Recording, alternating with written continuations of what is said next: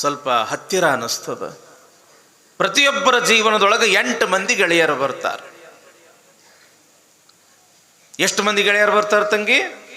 8 ಮಂದಿ. ಆ 8 ಮಂದಿ ಗೆಳೆಯರು ಯಾರು ಅನ್ನೋದನ್ನು ನೆನಪಿಡ್ರಿ ಸಾಕು. ಇವತ್ತಿನ ದಿವಸ ಬರುತ್ತಾ ಹೋಗುತ್ತಾ ಇರುವವರು ಇಬ್ಬರು, ಬಂದರೆ ಹೋಗದವರು ಇಬ್ಬರು. ಕರೆಯಿಸಿಕೊಂಡು ಬರುವವರು ಇಬ್ಬರು, ಕರೆಯದೇ ಬರುವವರು ಇಬ್ಬರು. ಇಬ್ಬರು ಗೆಳೆಯರು ನಮ್ಮ ಜೀವನದೊಳಗೆ ಬರ್ತಾರ ಹೋಗ್ತಾರ. ಒಬ್ಬ ಬಂದ ಅಂತಂದ್ರೆ ಒಬ್ಬ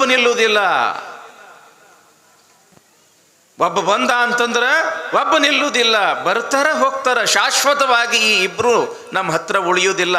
ಅಂಥ ಇಬ್ಬರು ಗೆಳೆಯರು ನಮ್ಮೆಲ್ಲರ ಜೀವನದೊಳಗೆ ಬರ್ತಾರ. ಅವರು ಯಾರು ಅಂತಂದ್ರೆ, ಒಂದು ಬಡತನ, ಇನ್ನೊಂದು ಶ್ರೀಮಂತಿಕೆ. ಈ ಪ್ರಪಂಚದೊಳಗೆ ಶಾಶ್ವತವಾಗಿ ಶ್ರೀಮಂತಿಕೆ ಒಬ್ಬರ ಹತ್ರ ಉಳಿದದ ಅನ್ನೋದು ಉದಾಹರಣೆ ಇಲ್ಲ. ಅವ ಕೇವಲ ಬಡವನಾಗೆ ಉಳಿದಾನ ಅನ್ನೋದು ಕೂಡ ಇಲ್ಲ. ಬಡತನ, ಶ್ರೀಮಂತಿಕೆ ಅನ್ನೋದು ಹಗಲ ಮತ್ತು ರಾತ್ರಿ ಇದ್ದಂಗ. ರಾತ್ರಿ ಹೋದ ಬಳಿಕ ಹಗಲು ಬರ್ತದ, ಹಗಲು ಹೋದ ಬಳಿಕ ಹೆಂಗ ರಾತ್ರಿ ಬರ್ತದ, ಹಂಗ ಒಮ್ಮ ಬಡತನ ಬರ್ತದ, ಬಡತನ ಹೋದ ಬಳಿಕ ಮತ್ತೆ ಶ್ರೀಮಂತಿಕೆ ಬರ್ತದ, ಮತ್ತೆ ಆ ಶ್ರೀಮಂತಿಕೆ ಹೋಗಿ ಮತ್ತೆ ಬಡತನ ಬರ್ತದ. ಹಂಪಿ ಅಂತ ಹೆಸರು ಕೇಳಿರಲ್ರಿವ? ಮೊದಲು ಅದಕ್ಕೆ ವಿಜಯನಗರದ ಸಾಮ್ರಾಜ್ಯ ಅಂತ ಕರಿತಿದ್ರು. ಹೆಂಗ ನೀವು ಸಂತ್ಯಾಗ ಜೋಳ, ಗೋಧಿ, ಅಕ್ಕಿ, ಕಾಳು ಕಡಿ ಸೇರ್ಗಟ್ಲೆ ಹೆಂಗ ಅಳಿತಿದ್ರಿ, ಆ ವಿಜಯನಗರದೊಳಗ ಮುತ್ತು, ರತ್ನ, ವಜ್ರ, ವೈಢೂರ್ಯ ಹಿಂಗ ಸೇರ್ಗಟ್ಲೆ ಅಳಿತಿದ್ರು. ಅಂತ ಶ್ರೀಮಂತವಾಗಿರ್ತಕ್ಕಂಥದ್ದು ವಿಜಯನಗರದ ಸಾಮ್ರಾಜ್ಯ. ಆ ವಿಜಯನಗರ ಬಹಳ ದಿನಗಳವರೆಗೆ ಅಜಯನಗರವಾಗಿಯೇ ಉಳಿದಿತ್ತು. ಆದರೆ ಇವತ್ತು ಆ ಹಂಪಿ ಕೊಂಪಿಯಾಗಿ ಅದ. ಅಲ್ಲಿ ಇರ್ತಕ್ಕಂಥ ಸಿರಿ ಸಂಪತ್ತು ಎಲ್ಲವೂ ಕೂಡ ಮಾಯವಾಗಿ ಬಿಟ್ಟದ. ಯಾಕ? ಶ್ರೀಮಂತಿಕೆ ಅನ್ನೋದ ಹಂಗ. ಅದು ಶಾಶ್ವತವಾಗಿ ಯಾರ ಹತ್ರನೂ ಕೂಡ ಉಳಿಯುವುದಿಲ್ಲ ತಂಗಿ. ಸುಮ್ಮನೆ ಒಂದು ಉದಾಹರಣೆ ಕೊಡ್ತೀನಿ.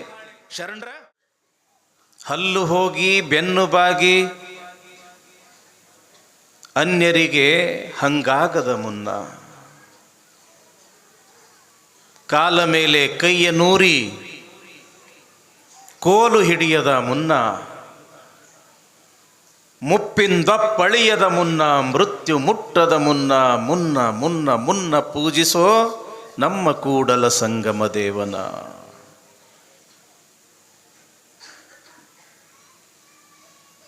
ಬಸವಣ್ಣವರು ಎಷ್ಟು ಅದ್ಭುತವಾಗಿ ತಿಳಿಸ್ತಾರೆ ಈ ಮನುಷ್ಯ ಜನ್ಮದ ಸಾರ್ಥಕತೆಯ ಬಗ್ಗೆ. ತಮ್ಮ ಬಹುಜನ್ಮೈಹಿ ಕೃತೈಹಿ ಪುಣ್ಯೈಹಿ ಪ್ರಕ್ಷಿಣೆ ಪಾಪ ಪಂಜರೆ, ಶುದ್ಧಾಂತಃಕರಣೋ ದೇಹಿ ಪಿಂಡ ಶಬ್ದೇನ ಗೀಯತೆ. ಈ ಮನುಷ್ಯ ಜನ್ಮಕ್ಕೆ ನಾವು ನೀವು ಬಂದಿವೆಲ್ಲ ತಂಗಿ. ನೇರವಾಗಿ ನಾವು ಯಾರೂ ಮನುಷ್ಯ ಜನ್ಮಕ್ಕೆ ಬಂದಿಲ್ಲ. ಏನು 84 ಲಕ್ಷ ಜೀವರಾಶಿಗಳು ಅದಾವ ಈ ಭೂಮಿ ಮ್ಯಾಲ. ಆ ಎಲ್ಲ ಜೀವರಾಶಿಗಳಲ್ಲಿ ಹುಟ್ಟಿ ಸತ್ತು ಕಟ್ಟ ಕಡಿಗೆ ಈ ಮನುಷ್ಯ ಜನ್ಮಕ್ಕೆ ನಾವು ಬಂದೇವೆ. ಹೋಗ್ಲಿ, ಹಂಗ ಸಿಕ್ಕದೇನು ಈ ಮನುಷ್ಯ ಜನ್ಮ?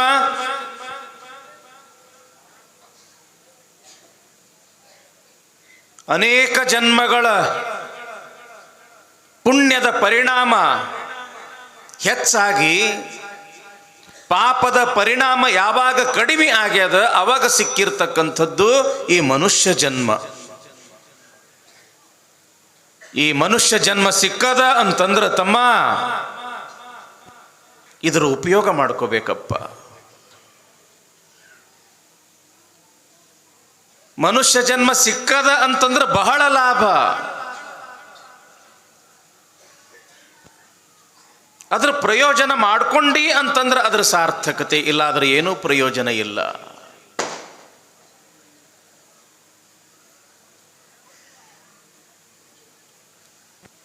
ಎಲ್ಲದಕ್ಕೂ ಕೂಡ ಒಂದು ಅವಧಿ ಅದ ತಮ್ಮ. ಈ ಜನ್ಮ ಭೂಮಿಗೆ ಬಂದದ ಅಂತಂದ್ರೆ ಮತ್ತೆ ಆ ಭೂಮಿಯೊಳಗೆ ಇದು ಅಡಕಾಗಿ ಬಿಡ್ತದ. ಹುಟ್ಟಿವಿ ಅಂತಂದ್ರೆ ಒಂದು ದಿವಸ ನಾವು ಸತ್ತು ಹೋಗ್ತೀವಿ. ಆ ಹುಟ್ಟು ನಿನ್ನ ಕೈ ಒಳಗಿಲ್ಲ, ಸಾವು ನಿನ್ನ ಕೈ ಒಳಗಿಲ್ಲ.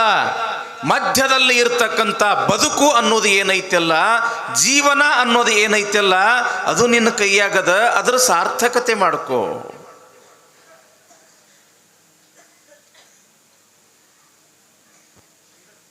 ಶಾಶ್ವತವಾಗಿ ನಾವು ಈ ಭೂಮಿ ಮೇಲೆ ಯಾರೂ ಕೂಡ ಇರಾಕ್ ಬಂದಿಲ್ಲ.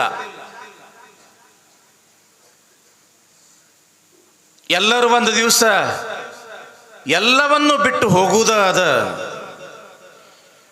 ಆದ್ರೆ ಹೋಗುವುದಕ್ಕಿಂತ ಮುಂಚೆ ಯಾವ ಕಾರಣಕ್ಕಾಗಿ ನಾವು ಭೂಮಿಗೆ ಬಂದಿವಿ ಅದನ್ನು ಸರಿಯಾಗಿ ಅರ್ಥ ಮಾಡಿಕೊಂಡು ಅದನ್ನು ಚೆನ್ನಾಗಿ ಆಚರಣೆಯಲ್ಲಿ ತಂದುಕೊಂಡು ಇದರ ಪಾವಿತ್ರ್ಯತೆಯನ್ನು ಕಾಯ್ಕೊಂಡು ಈ ಪ್ರಪಂಚವನ್ನು ಗೆಲ್ಲಬೇಕಾಗೈತಪ್ಪ ನಾವು. ಅದಕ್ಕೆ ಹೇಳ್ತಾರೆ ಬಸವಣ್ಣನವರು, ಸಮಯ ಯಾರ ಸಲುವಾಗಿಯೂ ಕೂಡ ನಿಲ್ಲುವುದಿಲ್ಲ, ಇದು ನಿರಂತರವಾಗಿ ಓಡ್ತಾ ಇರ್ತದೆ, ಓಡ್ತಾ ಇರ್ತದೆ, ಓಡ್ತಾ ಇರ್ತದೆ. ನಿನ್ನ ಶರೀರದ ಆಯುಷ್ಯ ಮುಗಿಯುವುದಕ್ಕಿಂತ ಮುಂಚೆ ಮುನ್ನ ಪೂಜಿಸೋ ಕೂಡಲ ಸಂಗಮ ದೇವನ. ನಿನ್ನ ಸ್ವರೂಪ ಜ್ಞಾನವನ್ನು ಮಾಡಿಕೋ.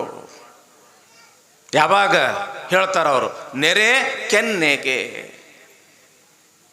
ತೆರೆ ಗಲ್ಲಕ್ಕೆ, ಶರೀರ ಗೂಡು ಹೋಗದ ಮುನ್ನ. ತಲೆಯಲ್ಲಿರ್ತಕ್ಕಂಥ ಕೂದಲು ಬೆಳಗಾಗಕ್ಕಿಂತ ಮುಂಚೆ ಮುಖದ ಮೇಲೆ ಏನು ಅವು ನೀರಿಗೆ ಬಿದ್ದಂಗೆ ಬೀಳ್ತಾವಲ್ಲ, ವಯಸ್ಸಾದ ಕೂಡ್ಲೇನೆ ಗೇರಿ ಗೇರಿ ಗೇರಿ ಬೀಳ್ತಾವ. ಶರೀರ ಬಾಗೋದಕ್ಕಿಂತ ಮುಂಚೆ ಪರಮಾತ್ಮನನ್ನು ನೆನೆಸು. ಕಾಲ ಮೇಲೆ ಕೈಯ ನೂರಿ ಕೋಲು ಹಿಡಿಯದ ಮುನ್ನ. ಯಾವಾಗ ವಯಸ್ಸು ಮುಕ್ಕೊಂತ ಬರ್ತದ, ಮೈಯಾಗಿನ ಕಸುವು ಕಡಿಮೆ ಆಗ್ತದ, ಮೊಳಕಾಲ ಮೇಲೆ ಹಿಂಗೆ ಜೋರು ಹಾಕಿ ಕಸುವು ಹಾಕಿ ಎದ್ದು ನಿಲ್ಲಕ್ಕೆ ಸಾಧ್ಯ ಆಗ್ತದ.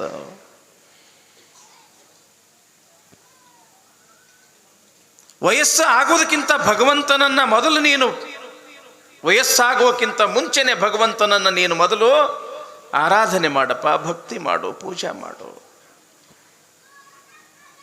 ಒಂದು ಮಾತು ಹೇಳ್ತೀನಿ, ಎಲ್ಲರೂ ನೆನಪಿಡ್ತೀರಪ್ಪ.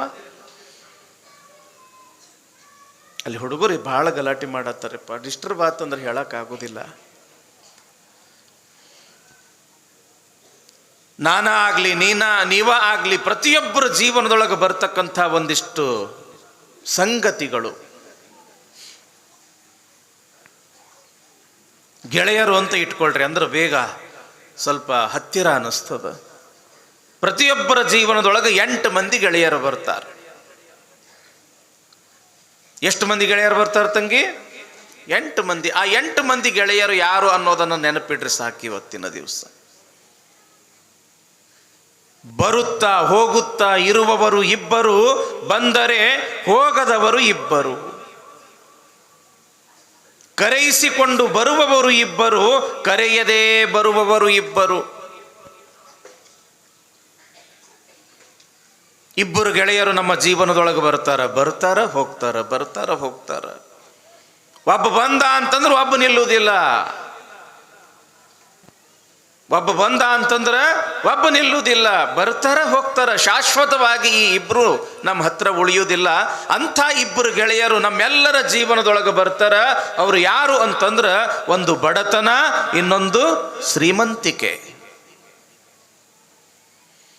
ಈ ಪ್ರಪಂಚದೊಳಗೆ ಶಾಶ್ವತವಾಗಿ ಶ್ರೀಮಂತಿಕೆ ಒಬ್ಬರ ಹತ್ರ ಉಳಿದದ ಅನ್ನೋದು ಉದಾಹರಣೆ ಇಲ್ಲ. ಅವ ಕೇವಲ ಬಡವನಾಗೆ ಉಳಿದಾನ ಅನ್ನೋದು ಕೂಡ ಇಲ್ಲ. ಬಡತನ, ಶ್ರೀಮಂತಿಕೆ ಅನ್ನೋದು ಹಗಲ ಮತ್ತು ರಾತ್ರಿ ಇದ್ದಂಗ.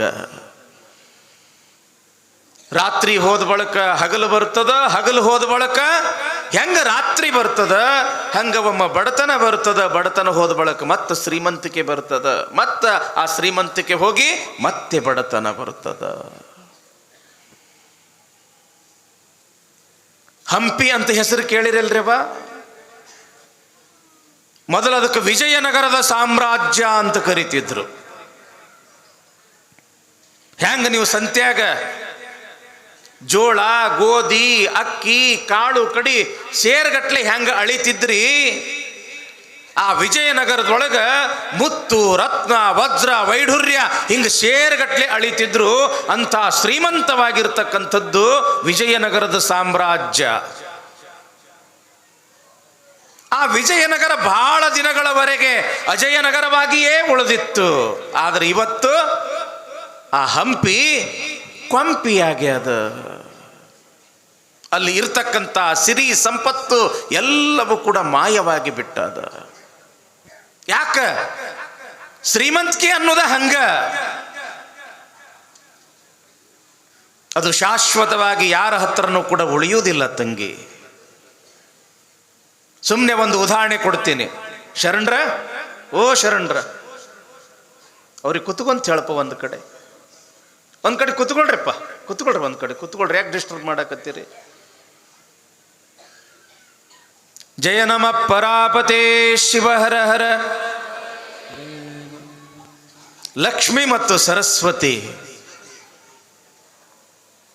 ಇಬ್ಬರು ಕೂಡಿ ಪಾರ್ವತಿನ ನೋಡಬೇಕು ಅಂತ ಕೈಲಾಸಕ್ಕೆ ಬಂದ್ರಂತ. ಅದೇ ಸಮಯದೊಳಗೆ ನಾರದ ಮಹರ್ಷಿಗಳು ಬಂದರು. ನಾರಾಯಣ ನಾರಾಯಣ ನಾರಾಯಣ ಅನ್ಕೊಂತ. ಲಕ್ಷ್ಮಿ ಸರಸ್ವತಿಗಂತಳ, ಏನಯ್ಯಕ್ಕ ನೋಡು ನಾರದ ಮಹರ್ಷಿ ಬಂದಾನ. ಜಗತ್ತಿನ ದೇವ, ದಾನವ, ಮಾನವ ಪ್ರತಿಯೊಬ್ಬರ ಭವಿಷ್ಯವನ್ನ ಹೇಳ್ತಕ್ಕಂಥ ಒಂದು ಶಕ್ತಿ ಆ ನಾರದ ಮಹರ್ಷಿ ಹತ್ರ ಅದ. ನಾವು ನಮ್ಮ ಭವಿಷ್ಯ ಕೇಳೋಣ ಹೆಂಗ? ಆಶಾ ಆತು ಲಕ್ಷ್ಮಿಗೆ. ಸರಸ್ವತಿ ಅಂತಳ, ಆಯ್ತು ತಂಗಿ ಕೇಳದ್ರಾತು. ಕರೆದ್ರು. ನಾರದ ಮಹರ್ಷಿ ಓಡೋಡಿ ಬಂದ. ಯವ್ವಾ ನಮಸ್ಕಾರ ಅಂದ. ನೋಡು ನಾರದ ಮಹರ್ಷಿ, ಜಗತ್ತಿನ ಪ್ರತಿಯೊಬ್ಬರ ಭವಿಷ್ಯ ಹೇಳ್ತಕ್ಕಂಥ ಶಕ್ತಿ ನಿನ್ನ ಹತ್ರ ಅದ, ನಮ್ಮಿಬ್ಬರ ಭವಿಷ್ಯ ಹೇಳು ಅಂತ ತಿಳ್ಕೊಂಡು ಲಕ್ಷ್ಮಿ ಮತ್ತು ಸರಸ್ವತಿ ಎರಡು ಕೈಗಳನ್ನು ಹಿಂಗೆ ಮುಂದೆ ಚಾಚಿದ್ರು. ಆವಾಗ ನಾರದ ಮಹರ್ಷಿ ಅಂದ, ಯವ್ವಾ ನಿಮ್ಮ ಭವಿಷ್ಯ ಹಸ್ತ ನೋಡಿ ಹೇಳೋದಿಲ್ಲ, ನಿಮ್ಮ ನಡಿಗೆಯನ್ನು ನೋಡಿ ಹೇಳ್ತೀನಿ. 4 ಹೆಜ್ಜೆ ಹಿಂಗೆ ಹೋಗಿ ಹಿಂಗೆ ಬರ್ರಿ, ನಿಮ್ಮ ಭವಿಷ್ಯ ಹೇಳ್ತೀನಿ. ಆಯ್ತು ಅಂತ ತಿಳ್ಕೊಂಡು ಮೊದಲಿಗೆ ಲಕ್ಷ್ಮಿ 4 ಹೆಜ್ಜೆ ಹಿಂಗೆ ಹೋಗಿ ಹಿಂಗೆ ಬಂದಳು. ಅದಾದ ನಂತರ ಸರಸ್ವತಿನೂ ಕೂಡ 4 ಹೆಜ್ಜೆ ಹಿಂಗೆ ಹೋಗಿ ಹಿಂಗೆ ಬಂದಳು. ಲಕ್ಷ್ಮಿ ಕೇಳ್ತಾಳ, ನಾರದ ನನ್ನ ಭವಿಷ್ಯ ಏನದ? ಎಷ್ಟು ಚಂದ ಹೇಳಬೇಕು ನಾರದ. ಯವ್ವ ಲಕ್ಷ್ಮಿ, ನೀ ಬರಾಯಾಳಿಗೆ ಬಹಳ ಚಂದ ಕಾಣಿಸ್ತೀಯವ್ವ. ಗೊತ್ತಾತು? ಲಕ್ಷ್ಮಿ, ನೀ ಬರುವಾಗ ಬಹಳ ಚಂದ ಕಾಣಿಸ್ತಿ, ಆದ್ರೆ ಹೋಗುವಾಗ ಮಾತ್ರ ಕೆಟ್ಟ ಅಸಹ್ಯ ಕಾಣಿಸ್ತಿ. ಗೊತ್ತಾತೀನ್ರಿಪ್ಪ? ನಿಮ್ಕ ನಮ್ಮ ಮವುಗಳಿಗೆ ಮೊದಲು ಗೊತ್ತಾಗೈತಿ.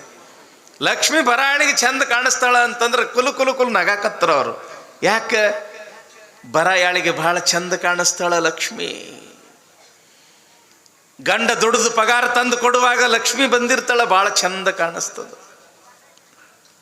ಏನಾದ್ರೂ ಬಂಗಾರ, ಬೆಳ್ಳಿ, ಹೊಸ ಹೊಸ ರೇಷ್ಮೆ ಸೀರೆ ಒಂದಿಷ್ಟು ಏನಾದ್ರೂ ಮನೆಗೆ ತಂದ್ರೆ ಬಹಳ ಖುಷಿ ಅನಿಸ್ತದ, ಸಂತೋಷ ಅನಿಸ್ತದೇನಿಲ್ಲ. ಯಾಕ? ಲಕ್ಷ್ಮಿ ಬರುವಾಗ ಬಹಳ ಚಂದ ಕಾಣಿಸ್ತಾಳ. ಏನ್ರಿಪ್ಪ, ಕಬ್ಬಿನ ಬಿಲ್ ಅದು ಬರುವಾಗ ಹೆಂಗ ಅನಿಸ್ತದ? ಕಾಲ ನೆಲದ ಮೇಲೆ ಇರೋದಿಲ್ಲ, ಅಂತರ್ಲೆ ತಿರುಗದಂಗ ಅನಿಸ್ತದ. ಯಾಕ? ಲಕ್ಷ್ಮಿ ಬರಾಕತ್ತಿರ್ತಾಳ. ಆದ್ರೆ ಬಂದು ಲಕ್ಷ್ಮಿ ಹೋಗಾಕ ಶುರು ಮಾಡ್ದಳಂದ್ರ ಕಣ್ಣ ನೀರು ಕಪಾಳಕ್ಕೆ ಬರ್ತಾವ ತಂಗಿ. ಶ್ರೀಮಂತಿಕೆ ಬರುವಾಗ ಬಹಳ ಖುಷಿ ಅನಿಸ್ತದ, ಆದ್ರೆ ಬಡತನ ಬರುವಾಗ ಬಹಳ ಕೆಟ್ಟ ಅನಿಸ್ತದ. ಮಳಿ ಬರಲಿಲ್ಲ, ಬೆಳಿ ಬರಲಿಲ್ಲ, ಕೊಡ್ಬೇಕಾದವರು ದುಡ್ಡು ಕೊಡ್ಲಿಲ್ಲ, ಬರಬೇಕಾದ ದುಡ್ಡು ಬರಲಿಲ್ಲ ಅಂತಂದ್ರೆ ಕಣ್ಣ ನೀರು ಕಪಾಳಕ್ಕೆ ಬರ್ತದ. ಸಾಲಗಾರ ಬೆನ್ನು ಹತ್ತಾರ, ಸಾವುಕಾರ ಏನು ಸಾಲ ಕೊಟ್ಟಿರ್ತಾರಲ್ಲ, ಬೀಜದ ಅಂಗಡಿಯವರಿಗೆ, ಗೊಬ್ಬರದ ಅಂಗಡಿಯವರಿಗೆ ಏನು ಕೊಡಬೇಕು ಅಂತ ತಿಳ್ಕೊಂಡು ಒಂದು ತಿಳಿ ಅಂತಂದ್ರೆ ತಲೆಯಾಗ 108 ತಿಳಿತವ. ಎಲ್ಲರೆ ಹೋಗಿ ಆತ್ಮಹತ್ಯೆ ಮಾಡ್ಕೊಳ್ಳೇನೋ ಅಂತ ತಿಳ್ಕೊಂಡು ಕೆರಿ ನೋಡಬೇಕು, ಬಾವಿ ನೋಡಬೇಕು, ವಿಷ ಕುಡಿಬೇಕು, ಬೆಂಕಿ ಹಚ್ಕೊಳ್ಬೇಕು, 1 2 ತಲೆಯಾಗ 108 ವಿಚಾರಗಳು ಬರ್ತವ. ಯಾಕ? ಲಕ್ಷ್ಮಿ ಹೋಗಾಕತ್ತಿರ್ತಾಳ. ಅದಕ್ಕೆ ನಾರದ ಅಂತನ, ಯವ್ವಾ ನೀ ಬರುವಾಗ ಬಹಳ ಚಂದ ಕಾಣಿಸ್ತಿ, ಹೋಗುವಾಗ ಮಾತ್ರ ಕೆಟ್ಟ ಅಸಹ್ಯ ಕಾಣಿಸ್ತಿ. ಅದಕ್ಕೆ ಜೀವನದೊಳಗೆ ಇವೆರಡು ಗೆಳೆಯರು ತಂಗಿ, ಬರುತ್ತಾ ಹೋಗುತ್ತಾ ಇರುವವರು ಇಬ್ಬರು. ಒಂದು ಬಡತನ, ಒಂದು ಶ್ರೀಮಂತಿಕೆ. ಬಡತನನೂ ಶಾಶ್ವತ ಅಲ್ಲ, ಶ್ರೀಮಂತಿಕೆಯೂ ಕೂಡ ಶಾಶ್ವತ ಅಲ್ಲ.